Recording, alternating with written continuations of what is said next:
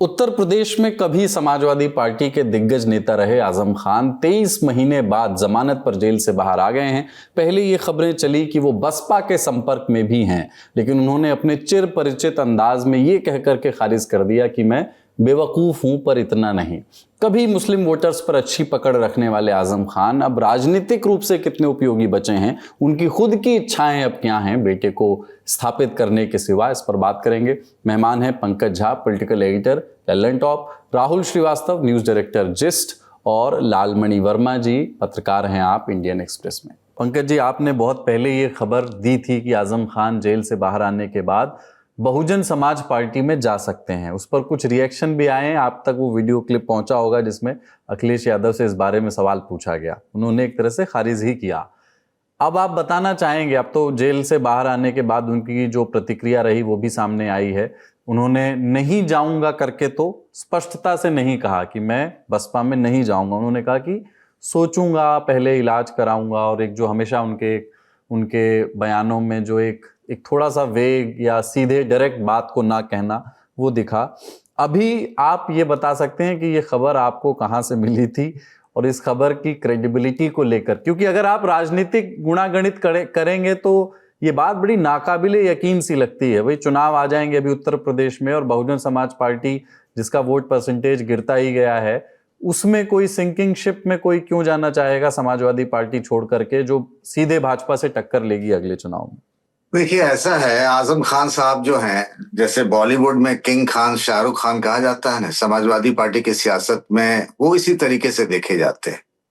अब आपने पूरी कहानी पूछा है तो मैं आपको विस्तार से बताता हूं कि बात कहां से आई और कहां तक चली गई। अब तो आजम खान ने भी इस बात को खारिज कर दिया, उन्होंने कहा कि मैं इतना बड़ा बेवकूफ नहीं हूं। आजम खान कई बार कहते कुछ और हैं, करते कुछ और हैं, और उन्हें समझा कुछ और जाता है, वो समझाना भी कुछ और चाहते हैं। मतलब उनको समझ पाना बहुत मुश्किल काम है। मुलायम सिंह यादव समझ नहीं पाए, अखिलेश यादव भी अभी समझने की कोशिश ही कर रहे हैं।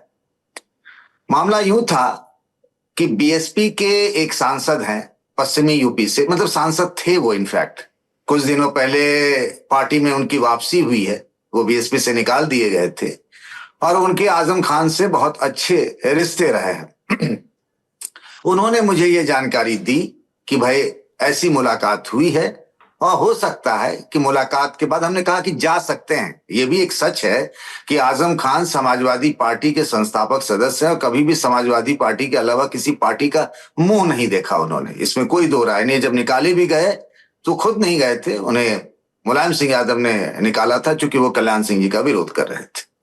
जब ये बात आई तो ये बात को लेकर के, अब आजम साहब तो जेल में थे, तो आजम खान से जुड़े हुए लोगों से, उनके परिवार के लोगों से हमने बात की कि ऐसी खबर आई है कि ऐसी ऐसी बात हुई है।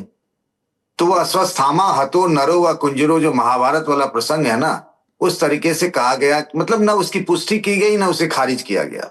तो फिर एक खबर आ गई, फिर आपने अखिलेश यादव जी का बयान सुन लिया, फिर आपने तमाम तरह की चीजें कही, सुनी, पहले दिन भी देखा। अभी तक बीएसपी के तरफ से भी, मायावती की तरफ से इस बात के लेकर कुछ नहीं कहा गया, चूंकि 9 अक्टूबर की तारीख आ रही थी। आप बात सही कह रहे हैं कि आखिर क्यों डूबती हुई कश्ती में जाते आजम खान, लेकिन राजनीति में किसी भी संभावना को खारिज नहीं करते हैं। क्योंकि मुझे याद है कि जब मैंने ये स्टोरी की थी कि समाजवादी पार्टी और बीएसपी का गठबंधन होने वाला है, ये बात साल 2019 की है कुलदीप भाई, और संसद का सत्र चल रहा था। मुझे एक एक बात याद है, और उस वक्त रामगोपाल यादव और सतीश चंद्र मिश्र बीएसपी के महासचिव और सांसद थे। इन दोनों ने पार्लियामेंट से बाइट दी थी कि कोरा बकवास है, झूठा है, हो ही नहीं सकता।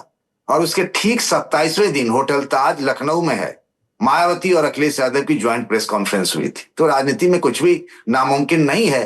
इस संभावना को खारिज कर दिया गया और कहा गया कि ठीक है, बीएसपी नहीं जा रहे हैं, तो अब स्टोरी का द एंड हो गया है। ठीक है, आपके पास आ रहा हूँ राहुल सर। एक बात है कि हमारे यहाँ एक स्टोरी हमारे भी लल्लन टॉप में राघवेंद्र है, उन्होंने की, तो समाजवादी पार्टी के एक नेता ने ऑफ द रिकॉर्ड उनको बताया कि आजम खान की जो हालिया नाराजगी है पार्टी से, वो तो है, उसकी कई वजह हैं। एक तो वो 23 महीने बाद रिहा हुए और अखिलेश यादव उनको, या पार्टी का कोई भी शीर्ष नेतृत्व से बड़ा नेता उनको रिसीव करने नहीं आया। रामपुर के जो मौजूदा सांसद हैं मोहिबुल्लाह नदवी, उन्होंने उनके जेल से बाहर आने पर कोई प्रतिक्रिया नहीं दी। और सपा में उनके ना रहने से जो मुस्लिम लीडरशिप में जो वैक्यूम बना था उसकी दावेदारी में जो लोग खड़े हुए हैं वो उनके बाहर आने से बहुत खुश नहीं है। आजम खान चाहते हैं कि उनके बेटे को, अब्दुल्ला आजम को, जो कद कभी उनका था, वो उत्तराधिकार जो है मुस्लिम लीडरशिप वाला समाजवादी पार्टी में, वो अब्दुल्ला आजम को उसके लिए तैयार करें। और इससे जो है बहुत सारे मुस्लिम लीडर्स विद इन पार्टी भी बहुत खुश नहीं हैं। आपके अपने एनालिसिस के लिहाज से क्या आजम खान साहब के पास समाजवादी पार्टी या अखिलेश यादव से नाराज होने की जस्टिफाइड वजहें हैं? कुलदीप, क्या है कि एक राजनेता की अगर आप पूरी लाइफ को अगर देखें तो मैं 2-3 शेर हैं। एक तो शेर जो है वो रामपुर के एक शायर हैं, निजाम रामपुरी जी। निजाम रामपुरी साहब कहते हैं कि आप है रूठने ही को और हम है मिन्नतें बार बार करने को। इधर कहानी यह है कि रूठने वाले को मालूम है उनकी जरूरत और मनाने वाले को उनकी फितरत पता है। ये मेरा अपना है। तो क्या है कि ये दास्तान बड़ी लंबी है। देखिए, एक समय पे मैं मुलायम सिंह यादव को जब बहुत करीने से फॉलो करता था तो रामपुर में एक नारा चलता था कि ना मार्क्सवादी ना समाजवादी, रामपुर सिर्फ आजमवादी। उस समय पे जिस तरह से मुलायम सिंह यादव के साथ ये अपने आजम खान साहब जुड़े थे, उसकी एक कहानी है कि रामपुर में नवाब साहब जब का होल्ड था, नवाब साहब के होल्ड होने के कारण ऐसी हालत थी कि वहां पे इट वाज अ टोटल राजशाही। और ये हालत तक थी कि जब रामपुर के नवाब साहब की गाड़ी चलती थी, उससे कुछ गिर जाता था तो उसको लूटने के लिए लोगों में झगड़ा हो जाता था। उस समय पे आजम खान इमर्ज हुए एज ए पॉलिटिकल फोर्स। देखिए, रोहिले पठान है ये। दो लोग ऑलमोस्ट एक टाइम पे नेता वहां से उभरे। एक आजम खान साहब एएमयू से, रोहिले पठान है जो, और दूसरे हैं मोहम्मद आरिफ खान जो गवर्नर है आजकल। ये इनकी फितरत ही थोड़ी बागी होती है और जुबान में तलखी, लेकिन बड़ी मिठास से कड़वी बात बोल देते हैं। यानी मैं एक बार आपको बताऊं कि एक गाना बड़ा उस समय बड़ा शोर हुआ था, चोली के पीछे क्या है, उसमें बहुत शोर हुआ था। तो आजम खान साहब से एक दिन ऐसे ही मैंने माइक लगा के पूछ लिया कि आजम भाई, ये गाना आया है, इस पे बड़ा बवाल हो रहा है। तो कहते हैं कि साहब, बवाल हो ना हो लाजमी है, शोर तो होता है, लेकिन मैं ये बताना चाहूं कि हमारे टाइम में दिल सीने में हुआ करता था, चोली में नहीं। जुबान के धनी हैं तो भाषण देने में तेज थे। इमरजेंसी टाइम में ही rallied the students in AMU और वाइस चांसलर्स लॉज से, वीसी लॉज से इनको खदेड़ करके पुलिस अरेस्ट करके ले गई थी। रामपुर नवाब का खानदान और पूरा मोहल्ला इनको दीवाने के नाम से जानता था। तो जब ये तेज हो गए काफी ज्यादा, तो रामपुर के नवाब साहब ने घोषणा कर दी कि जो बड़ा वोट है वो मुझे दो या मेरे परिवार को, जो छोटा वोट है वो दीवाने को दे दो, यानी आजम खान को दे दो। तो ये राजनीतिक रूप से आगे आए। लोकदल में हुआ करते थे, लोकदल में दरार पड़ी। लोकदल में दरार पड़ने में क्या हुआ कि एक अजीत सिंह फैक्शन हो गया, एक हेमवती नंदन बहुगुणा फैक्शन हो गया। और उस टाइम पे मुलायम सिंह यादव जो है कि बहुत पॉलिटिकली शार्प आदमी थे, पहलवान थे, धोबी पछाड़ में बड़े तेज थे। उन्होंने मौका देखा। आजम खान जो कि जानते थे कि जो सेक्युलरिज्म की पॉलिटिक्स है उसका कांग्रेस के पास ठेका है, और माइनॉरिटी पॉलिटिक्स की स्पेस जो है वो कांग्रेस ने घेर रखी है। उन्होंने मुलायम में अपॉर्चुनिटी देखी और चरण सिंह से वो नाराज चलते ही थे, क्योंकि चरण सिंह जी ने एक बार एक नवाब साहब के खानदान के किसी को टिकट देने की कोशिश करी। आजम खान उसके खिलाफ धरने पे बैठ गए थे। तो चरण सिंह मान तो गए आजम खान की बात, मगर उसमें उन्होंने कहा था कि जो आजम खान की नाक है वो मेरी सुविधा से बड़ी हो गई है। तो क्या है कि उस दौरान मुलायम सिंह यादव के साथ जब आजम जुड़ गए तो मुलायम ने मौका देखा कि माइनॉरिटी वोट का एक लीडर जो है, फेस मेरे को मिल जाएगा और इस रीजन में उसका दबदबा है। मुलायम सिंह यादव ने उनको रामपुर के नेता से पैन यूपी नेता बनाने की तरह से प्रोजेक्ट कर दिया। और उसमें यहां तक कि एक टाइम आया कि आजम खान की स्ट्रेंथ ये थी कि उनके पास 8 पोर्टफोलियो थे मुलायम सिंह गवर्नमेंट में, जो कि मेरे ख्याल से किसी आज तक किसी मुस्लिम मिनिस्टर के पास किसी राज्य सरकार में आज तक नहीं होंगे। प्राइम मिनिस्ट्रीज 8 पोर्टफोलियो एक मंत्री के पास में। लेकिन आजम खान की एक अदा है कि आजम खान जो हैं वो कभी भी पार्टी में जगह और ओहदे के लिए नहीं लड़ते, वो पार्टी में एमिनेंस के लिए लड़ते हैं। उनको मालूम था एक टाइम पे कि मुलायम सिंह यादव इज एजिंग, उनका टाइम, हर एक नेता का टाइम धीरे धीरे कम होता है, वो नंबर 2 की लड़ाई में आ गए। अब मुलायम सिंह यादव जो है वो ऐसे शातिर पहलवान रहे कि उन्होंने नंबर 2 तो अपने छोटे भाई को भी नहीं बनने दिया। हालांकि सारा लिटरली लोग, मीडिया सब कहता रहा कि शिवपाल सिंह यादव नंबर 2 है, मगर वो एक जो सेंस ऑफ क्लैरिटी होती है ना कि नंबर 2 है, वो कभी नहीं आने दी।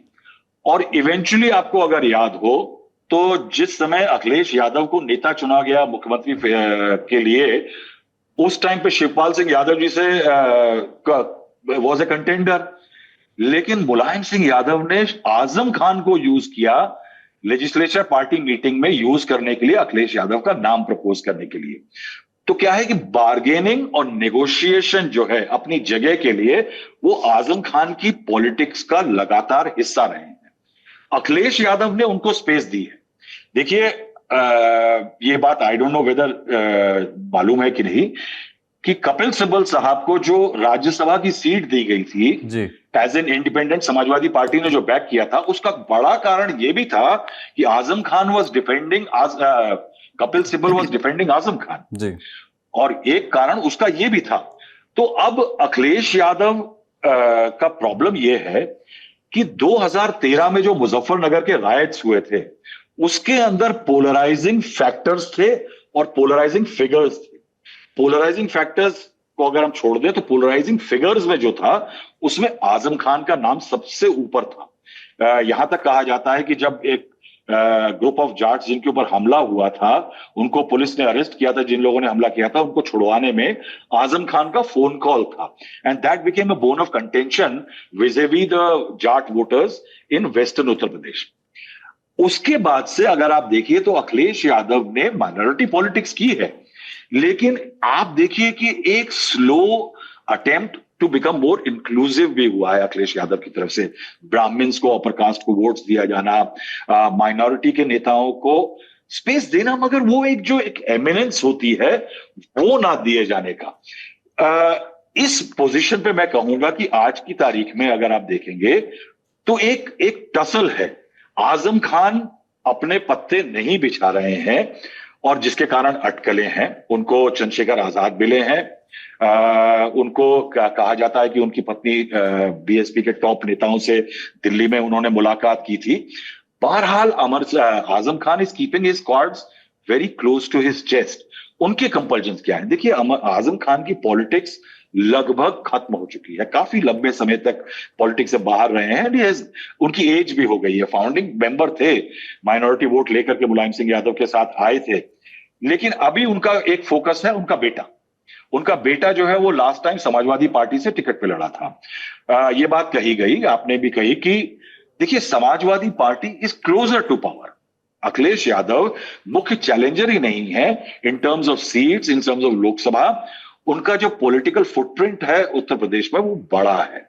आजम खान जिस एटीट्यूड के आदमी है, जिस फितरत के आदमी है, जिस तेवर के आदमी है, मैं नसीमुद्दीन सिद्दीकी को बीएसपी में देख सकता हूं, क्योंकि नसीमुद्दीन सिद्दीकी को सिर झुका करके, जुबान दबा करके बोलना आता है। आजम खान खुली जुबान के और तल्ख लहजे के माहिर है। इस तरह का नेता मायावती के फोल्ड में क्या सरवाइव कर सकता है? चाहे उसको जितना बड़ा भी इनिशिएशन में आप देख लें कि उनको जगह मिल जाए, लेकिन लॉन्ग टर्म में आप देखिए कोई भी नेता अगर मसल फ्लेक्सिंग या अपनी जड़ें फैलाता है तो बीएसपी में उसका सर्वाइवल डिफिकल्ट हो जाता है। ऐसे में आजम खान के पास Akhilesh Yadav is a more suitable option, खासकर इसलिए भी कि उनका बेटे का जो है वो कैरियर है। इसीलिए मैं ये कहूंगा कि आजम खान के पास इस समय मैन्यूवर करके अखिलेश यादव के साथ जाना, अच्छी टर्म्स एंड कंडीशन पे जाना, किस तरह से जाते हैं दैट जो रीएंट्री है वो, या रीएंट्री नहीं कहेंगे उसे, जो उनका दोबारा प्रोजेक्शन है वो किस तरह का होगा, वो ज्यादा मैटर करेगा। इसीलिए अखिलेश यादव अब जा रहे हैं अक्टूबर 8 को रामपुर जा रहे हैं। इसमें अगेन देखिए कि सिग्नल क्या है। आजम खान को लखनऊ नहीं बुलाया गया है, Akhilesh Yadav is going to Rampur. तो क्या है, ये सिग्नलिंग जो है ये मायने रखती है। हालांकि कई आजम खान के जो क्लोज हैं वो लोग कह रहे हैं कि ये आना हुआ, इतने दिन बाद आना हुआ। लेकिन मैं ये कहूंगा, ये जो बातें कही जाती है ना कि जेल में नहीं गए Akhilesh Yadav, Akhilesh Yadav I think last went, if I am not wrong, before the Lok Sabha elections in 2024, मार्च के महीने में गए थे रामपुर की सीट पे डिसीजन लेने के लिए। लेकिन अगर उसके बाद से उनकी पॉलिटिक्स देखें तो वो थोड़ी सी स्पाइरल आउट कर रही है। स्ट्राइडेंट माइनॉरिटी वोट के आप अखिलेश यादव सैफई में मंदिर बनवा रहे हैं, हनुमान की मूर्ति लगवा रहे हैं, थोड़ा सा एक पॉलिटिकल एक रीट्यूनिंग हो रही है। लेकिन अखिलेश यादव की भी प्रॉब्लम यह है कि अखिलेश यादव के पास भी कोई कल्टिवेटेड माइनॉरिटी फेस नहीं है पैन यूपी में। और अखिलेश यादव की चिंता यह भी है कि हालांकि कांग्रेस इंडिया अलायंस वगैरह का बात है, यूपी में एक फैक्टर है, लेकिन can Akhilesh Yadav afford to totally let go the minority vote? लेकिन इसीलिए उनको जरूरत है, क्योंकि उनको डर यह है कि कहीं कांग्रेस जैसे प्लेयर्स जो है वो माइनॉरिटी को फील्ड करके धीरे धीरे जो जमीन सपा ने छीनी थी कांग्रेस से माइनॉरिटी वोट में, वो कहीं रीगेन ना कर जाए। मैं ये कहूंगा कि दो लोगों को मिलना है और उसमें किस तरह से दोनों बार्गेन करके नेगोशिएट करके आएंगे, यानी रूठने मनाने की हदें मिलने लगी हैं, चश्मापोशी के सलीके हैं शिकायत के साथ। उनके बारे में कहा जाता है कि वो जो उनका तंज करने का अंदाज है, अगर उन्हें किसी को चोर कहना हो तो वो उसको सीधे चोर नहीं कहेंगे, वो ये कहेंगे कि हाँ हाँ आपकी ईमानदारी के किस्से तो बच्चों की लोरियों में गाए जाते हैं। जी बिल्कुल। लालमणि वर्मा जी, मैं आपके पास आ रहा हूँ। क्या वो आज के दौर में किसी भी पार्टी के लिए एक फायदे का सौदा है? मतलब तीनों पार्टियों के लिहाज से अगर एनालिसिस कर लें, बसपा के बारे में पता नहीं, भारतीय जनता पार्टी के लिए संभवतः वो तब ज्यादा काम के रहे होंगे जब उनके चेहरे के साथ किसी किस्म का पोलराइजेशन हो सकता हो। अभी आज के दौर में जो भारतीय जनता पार्टी की उत्तर प्रदेश में राजनीति है, मुसलमान को भी पता है कि कहाँ वोट डालना है, वो वहां से हिलता नहीं है कमोबेश, और भाजपा के वोटर्स को भी कमोबेश पता है कि उन्हें कहाँ वोट डालना है। वो उतने रेलेवेंट नहीं रहे हैं भारतीय जनता पार्टी के लिए भी। जो लोग इस बात में कोई साजिश खोज रहे हो कि उनको अचानक से 70 केसेस उन पे चल रहे थे, जमानत कैसे मिल गई और वो बाहर कैसे आ गए इतने केसेस के बाद, क्या वो सपा के लिए उस तरह से काम के होंगे जिस तरह से पहले थे? एक पैन यूपी जिसका जिक्र राहुल जी कर रहे थे कि पैन यूपी उनको प्रोजेक्ट किया गया मुस्लिम माइनॉरिटी लीडर के तौर पर, बाद के दौर में वो जगह एक तरह से खाली हो गई और अखिलेश यादव भी अब उस तरह की छवि से थोड़ा बचते हुए दिखते हैं। इस पर आपका कमेंट लालमणि जी। मैं इससे बहुत ज्यादा इत्तेफाक इसलिए नहीं रखता कि अभी आप 2024 का जब आपने लोकसभा इलेक्शन देखी है तो उन आजम खान की मर्जी के बिना मोहिबुल्लाह साहब को टिकट दिया गया। और वहां जो मैं खुद रामपुर उस समय गया हुआ था लोकसभा इलेक्शन कवर करने, तो मैंने देखा जो उनके लोग हैं, आजम साहब के जो लोग थे, उनकी जो टीम थी पहले काम करती थी, वो मोहिबुल्लाह साहब को सपोर्ट नहीं कर रही थी। इसके बाद ही मोहिबुल्लाह वहां से चुनाव जीत गए। आसपास की कई सीटें, मतलब समाजवादी पार्टी का बेस्ट परफॉर्मेंस 2024 के इलेक्शन में आया। वो तब जब आजम खान जेल में थे, उनका इलेक्शन में कोई प्रभाव नहीं था, उनका कोई कैंपेन नहीं था। तो अखिलेश यादव इतना तो और उनकी पार्टी लोग समझ चुके हैं कि आजम खान एक चेहरा है, सबसे बड़े चेहरा है, बट ऐसा नहीं कि अगर वो नहीं होंगे तो हम इलेक्शन हार जाएंगे। उनके बगैर उन्होंने इतनी अच्छी परफॉर्मेंस दिया है। उसके बाद देखिए अखिलेश आजम साहब के 2 बाई इलेक्शन हारे, और 2 क्या एक तरह से कहा जाए तो 3 हारे। रामपुर का असेंबली इलेक्शन बाई इलेक्शन हारे, रामपुर का लोकसभा बाई इलेक्शन हारे, फिर स्वार का बाई इलेक्शन हारे। सब एनडीए समाज अपना दल और बीजेपी जीत के लिए। अब देखिए हाँ, ये आपने जो बात पहले कही, ये जरूर है कि जब बीजेपी पावर में नहीं थी तो बीजेपी आजम साहब का डर दिखाती थी। जब भी कोई, चाहे वो अमित शाह जी का भाषण होता था, बीजेपी की ऑफिस की प्रेस कॉन्फ्रेंस होती थी, उसमें आजम को बहुत ज्यादा टारगेट किया जाता था। दिखाया जाता था कि समाजवादी पार्टी की जो माइनॉरिटी फेस है, जो भी अपीजमेंट समाजवादी पार्टी कर रही है, वो आजम खान के कहने पे कर रही है। आज की डेट में मुझे इतना नहीं लगता, क्योंकि देखिए इतना लंबा गैप हो गया, जेल में थे, जैसा वो बाहर आए कोई बड़ा नेता, रुचि वीरा, चूंकि रुचि वीरा को इनके कहने पर टिकट मिला था तो उनका जाना लाजमी था। कोई बहुत बड़े चेहरे उनके पास उनसे मिलने नहीं गए। और हाँ, थोड़ा सा ये है कि अखिलेश यादव जा रहे हैं बट एक लंबा गैप करके जा रहे हैं, तो उसमें ये भी पता चल जाएगा, आजम साहब को ये समझ में आएगा कि पिछले अखिलेश जी के आने के बीच, मतलब जब वो रिहा हुए हैं और अखिलेश जी 8 तारीख को जा रहे हैं, इसके बीच में कौन बड़ा चेहरा उनसे मिलने आता है। जैसे कि जब ये जेल में थे तो कांग्रेस के बड़े नेताओं ने बड़ी सिंपैथी दिखाई, कि उनके साथ बड़ा अत्याचार हो रहा है, बहुत गलत हो रहा है। आप देखिए क्या नाम है, आपने आजाद समाज पार्टी के चंद्रशेखर जी, इन्होंने सिंपैथी दिखाई, कई लोगों ने कहा कि हम जाएंगे मिलने। अब टेस्ट का टाइम अब आया है, ये देखना है कि अखिलेश से पहले कौन मिलने जाता है। उससे ये चीजें समझ में आ जाएंगी कि आज की यूपी की सियासत में आजम खान का क्या रोल रहने वाला है, क्या उनका आज भी ओहदा है या आगे वो ओहदा बना रहेगा या नहीं।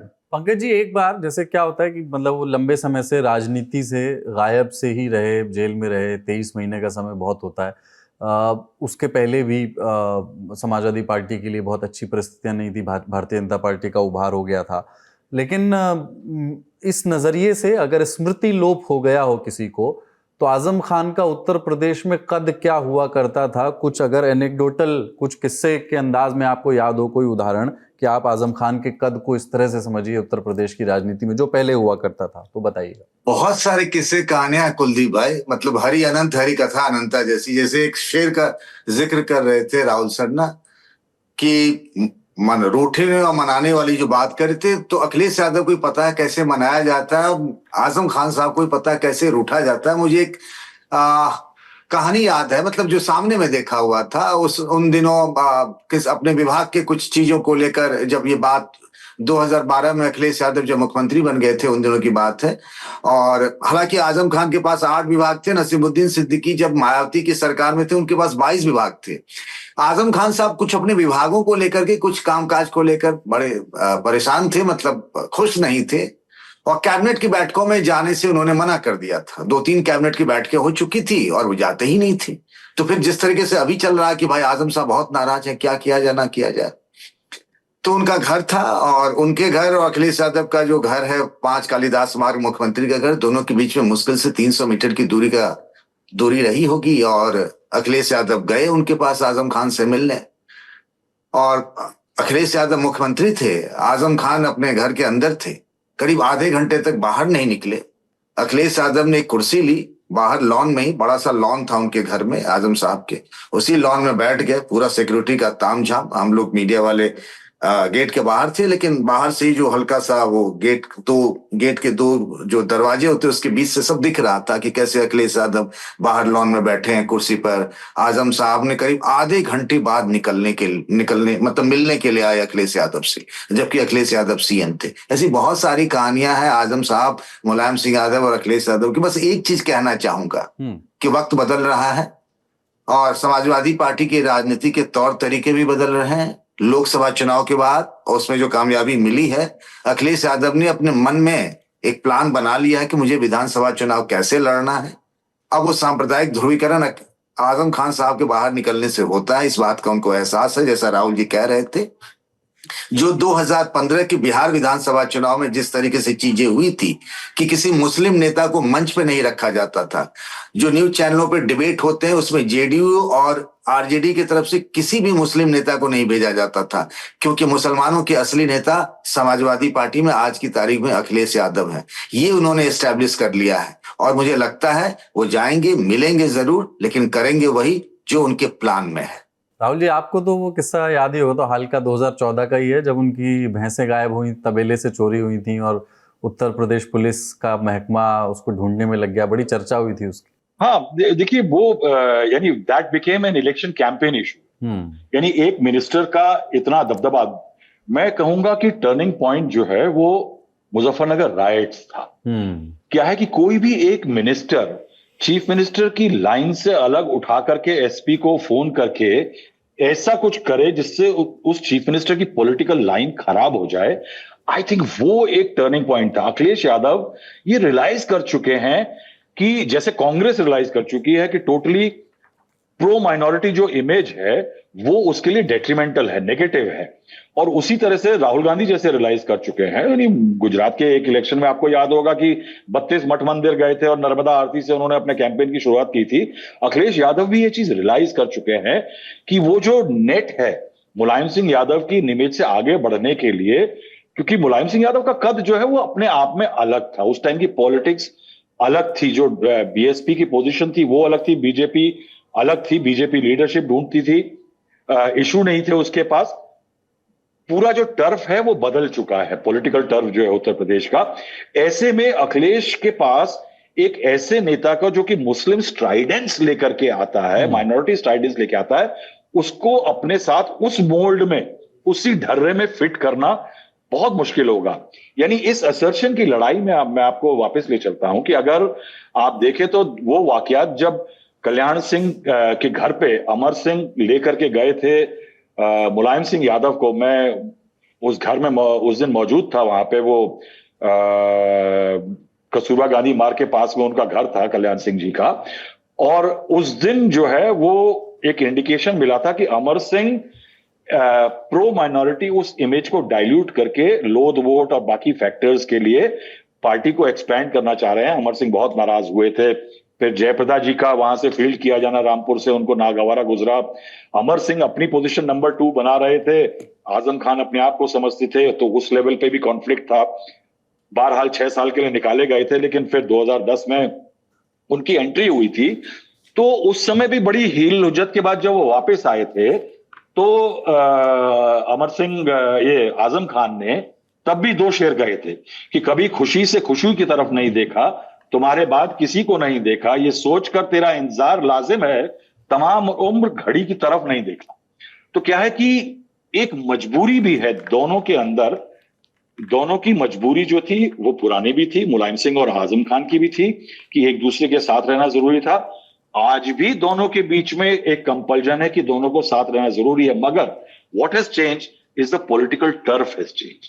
वो पॉलिटिकल टर्फ के अंदर कौन सी नेगोशिएटरी टर्म्स पे वो दोबारा उसी समाजवादी पार्टी में एब्जॉर्ब होंगे, because I find it very difficult. यानी मुझे, शायद मैं गलत हूं, ज्ञानी लोगों को की बात अलग है, कि for somebody like Azam Khan या उनको अपने बेटे का लॉन्ग टर्म भविष्य बसपा में देखना थोड़ा सा मुझे मुश्किल लगता है। इन्हीं शर्तों पे लालमणि जी आपसे मैं आप सवाल की, जैसे वो क्या शर्तें हो सकती हैं? अब जैसे अब मौजूदा परिस्थिति में देखें कि आजम खान किसी भी पार्टी से, फर्ज करें समाजवादी पार्टी से, क्या अपेक्षा रखते होंगे? एक तो ये है कि भाई रामपुर, मुरादाबाद और यहाँ के आसपास की सीटें वो टिकट तय करते थे, और अभी भी उनकी आपने जिक्र किया कि एसटी हसन का टिकट काटकर रुचि वीरा को दिया जाना, उसमें उनकी भूमिका थी, रुचि वीरा जीत भी गई। एक दूसरी बात यह है कि बेटे के लिए एक थोड़ा सा स्टेबल राजनीतिक करियर स्थापित हो जाए, ऐसा वो चाहते होंगे। वो कौन सी चीजें होंगी जो हम बार बार कह रहे हैं कि अखिलेश यादव रामपुर पहुंच रहे हैं, बातचीत होगी, हो सकता है किसी किस्म का नेगोशिएशन हो, वो क्या होगा? मतलब आजम अपनी तरफ से कौन सी मांगे सामने रख सकते हैं कि साहब, मतलब उतना स्पष्टता से नहीं होती राजनीतिक नेगोशिएशन, लेकिन जो भी हो, कि आजम की अपेक्षाएं क्या होंगी कि समाजवादी पार्टी उनकी ये 3 चीजें 4 चीजें टिक कर दे? मुझे तो वही लगता है जो भी, जैसा अभी राहुल सर ने कहा, कि उनको अपने बेटे का पॉलिटिकल कैरियर उनकी प्रायोरिटी होगी। और जैसा पॉलिटिकल लैंडस्केप चेंज हुआ है पिछले 2-3 सालों में, और जैसा राहुल सर ने पहले बताया था कि एक माइनॉरिटी वोट जो था कांग्रेस से रामपुर में एक शाही घराना था जिस सारा वोट उधर जाता था, उसमें ये खड़े हुए इन्होंने उस वोट को डिवाइड किया, अपनी एक पर्सनैलिटी डेवलप की, अपने आप को एस्टेब्लिश किया। अगर ये जिस हिसाब से जेल में रहे और अब्दुल्ला आजम की 2 बार डिस्क्वालिफिकेशन हो चुका है, कोई पॉलिटिकल एक्टिविटी नहीं है, और जिस हिसाब से वोटर्स का पोलराइजेशन होता जा रहा है, आज की डेट में समाजवादी पार्टी, अखिलेश यादव को पता है कि हम किसी को चेहरा खड़ा करें ना करें, मुस्लिम वोट हमारी तरफ आया है, 2024 में भी आया, 2022 में भी आया है, वो आएगा, क्योंकि मुस्लिम वोट को लगता है कि मैं बीजेपी को हराना है तो मैं उस फोर्स के साथ जाना है, स्ट्रॉन्ग, वो बीएसपी के साथ नहीं जा रही है।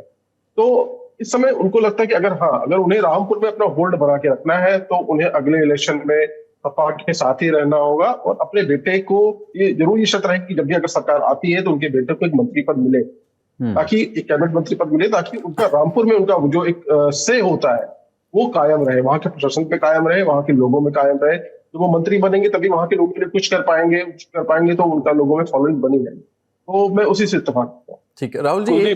कुलदीप, मैं इसमें एक पॉइंट ये कहना चाहता हूँ, आपने भैंसों का जिक्र जो किया था, देखिए उत्तर प्रदेश, बिहार और तमाम जो हमारी काउबेल्ट की जो राज्य है ना, इनमें एक नेता मंत्री सिर्फ बनके या तमाम चीजों से सेटिस्फाइड नहीं होता। देखिए भौकाल फैक्टर जो है ना, भौकाल फैक्टर बहुत मैटर करता है।